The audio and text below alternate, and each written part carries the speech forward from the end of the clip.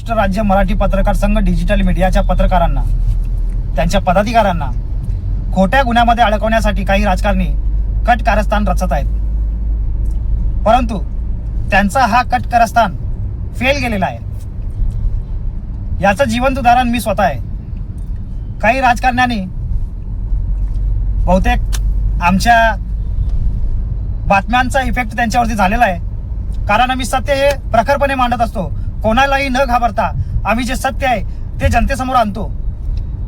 ह्यामुळे ते विचलित झालेले आहेत.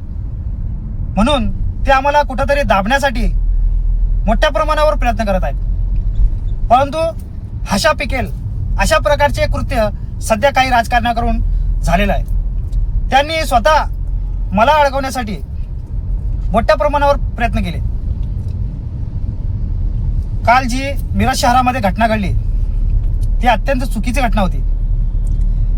त्या संध्याकाळी त्या घटनेच्या वेळी मी माझ्या घरात होतो. डॉक्टरच्या सल्ल्याने मी औषध घेऊन झोपलो होतो कारण माझी तब्येत बरी नव्हती. सकाळी उठलो, बाहेर आलो, उदगाव वेस्टमध्ये होतो तर मला कॉल आला LCBच्या पोलीस बंधवाकडनं. त्यांनी मला फोन केला आणि कुठं आहे म्हटला. मी म्हटलो आहे ठिकाणी. तर मला शास्त्री चौकात या म्हटलं. शास्त्री चौकात गेलो. शास्त्री चौकात गेल्यानंतर त्यांनी म्हटले गाडीत बसा. मी अचंबित झालो, हे काय प्रकार. मी म्हटलं काय झालं साहेब. तर त्यांनी मला काही सांगितलं नाही. ठीक आहे म्हटलो, बसलो. बसल्यानंतर त्यांनी मला मिरज शहर पोलीस स्टेशनला घेऊन आल्यानंतर मला त्यांच्याकडनं कळालं की असं तुमची नावं आलेली आहेत कालच्या प्रकरणामध्ये. मी अचंबित झालो की माझा काय भूतभीत बाहेर फिरतो का काय. कारण मी तर होतो घरामध्ये.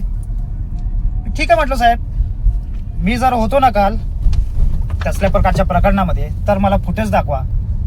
आणि जर मी त्या फुटेजमध्ये नसलो तर मी एका विशिष्ट जातीचा किंवा धर्माचा असल्यामुळे मला अडकवण्याचा प्रयत्न कोणी करत आहे का, याबद्दल मी त्यांना जवाब विचारलो. त्यांच्याकडे काही उत्तर नव्हतं. तरी असो, आता मी विचार करतोय, मी नव्हतो तर मला उचलून आणल्यात. जर मी तिथं, मी पत्रकार आहे, मी अशा प्रकारच्या घटना घडल्या की मला जावं लागणार. जर मी तिथं गेलो असतो आणि मी पत्रकारिता माझी केली असती म्हणजे आज त्यांनी माझ्यावरती खोटा गुन्हा दाखल केला असता. आता मला प्रश्न असा पडलाय की मी पत्रकारिता करायची की नाही करायची. कारण बिनधास्तपणे एखाद्या मोठ्या पत्रकार संघाच्या, अहो ह्याची त्याची नाही हो, वस्तादांची संघटना महाराष्ट्र राज्य मराठी पत्रकार संघ, ज्याचे प्रदेश अध्यक्ष माननीय श्री सिद्धार्थजी भोगरे साहेब आहेत, यांची संघटनाचा मी मिरज शहर उपाध्यक्ष आहे. मलाच जर ही अशा प्रकारे खोट्या गुन्हा दाखल करण्यासाठी जर पोलीस प्रशासन उचलून आणत असेल, कोणत्याही प्रकारचा चौकशी न करता डायरेक्टली, तर सर्वसामान्यांचं काय, हा मोठा प्रश्न उपस्थित राहतो.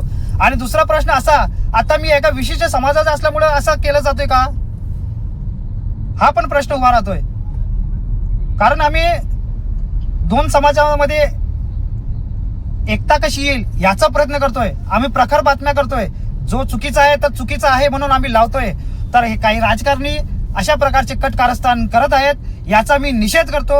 आणि पोलीस प्रशासनाला माझी विनंती आहे की राजकारण्यांच्या राजकारणाला बळी पडू नका, सत्याबरोबर राहा. जय हिंद, जय